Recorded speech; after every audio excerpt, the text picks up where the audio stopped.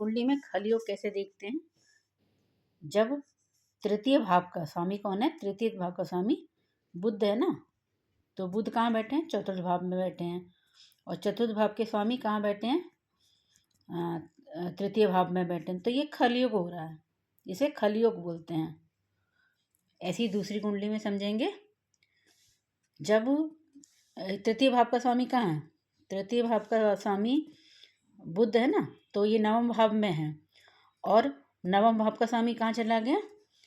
तीसरे भाव में चला गया। तो खलयोग का निर्माण होता है। तीसरे भाव में देखेंगे, नवम भाव का स्वामी कौन है? नवम भाव का स्वामी कौन है बताइए?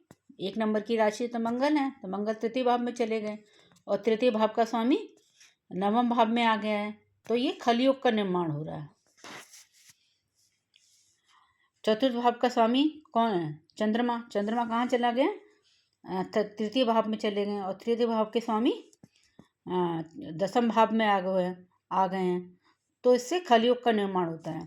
तृतीय भाव के स्वामी से चतुर्थ दसम भाव के स्वामी का राशि परिवर्तन हो रहा है ना, तो खलयोग का निर्माण हो रहा है।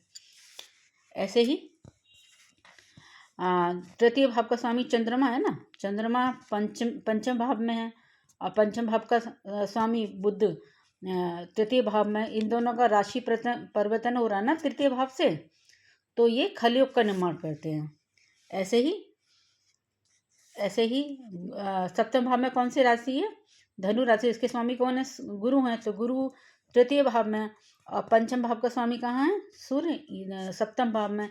तो इनका राशि परिवर्तन हो रहा है, तो इनका खलयोग का निर्माण होता है। फिर दोबारा से समझिए, जब तृतीय भाव का राशि परिवर्तन चौथे भाव से होता है तो खलयोग का निर्माण होता है। तृतीय भाव का राशि परिवर्तन नवमें भाव से होता है तो खलयोग का निर्माण होता है। तृतीय भाव के स्वामी का राशि परिवर्तन यदि नवम भाव के स्वामी से होता है तो राशि परिवर्तन होता है। इसमें तृतीय भाव का स्वामी दसम भाव में चला गया, दसम भाव का स्वामी चंद्रमा तृतीय भाव में चला गया, तो ये खलयोग का निर्माण हो रहा है। जब तृतीय भाव का स्वामी पंचम भाव में चला जाए, पंचम भाव का स्वामी तृतीय भाव में चला जाए तो खलयोग का निर्माण होता है। ऐसे कैसे देखेंगे? ऐसे कुंडली में नवम भाव सप्तम भाव का स्वामी गुरु है ना, तो गुरु चले गए तृतीय भाव में और तृतीय भाव का स्वामी सूर्य है ना, तो इस सप्तम भाव में आ गए तो खलयोग का निर्माण होता है। खलयोग है ना, अच्छा नहीं, कुंडली में नहीं माना जाता है। इससे बहुत बुरा प्रभाव पड़ता है, जीवन में कष्ट आते रहते हैं और अक्सर ज़्यादा सामना है ना दुख का सामना करना पड़ता है। जिस भाव से संबंध बनना उस भाव से रिलेटेड दुख ज़्यादा सहन करने पड़ेंगे।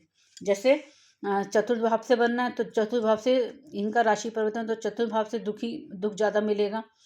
ऐसे ही इनका नवम भाव से बनना है तो नवम भाव से ज़्यादा दुख मिलेगा। जिस भाव से राशि परिवर्तन हो रहा है उस भाव से ज़्यादा दुख मिलते हैं। इसमें दसम में है ना तृतीय भाव का स्वामी, और तो क्या होगा, दसम में ना उसका कैरियर वगैरह सब चौपट रहेगा, कैरियर अच्छा नहीं रहेगा और मान सम्मान भी नहीं मिलेगा, सरकारी नौकरी भी नहीं रहेगी, नौकरी छूटती रहेगी।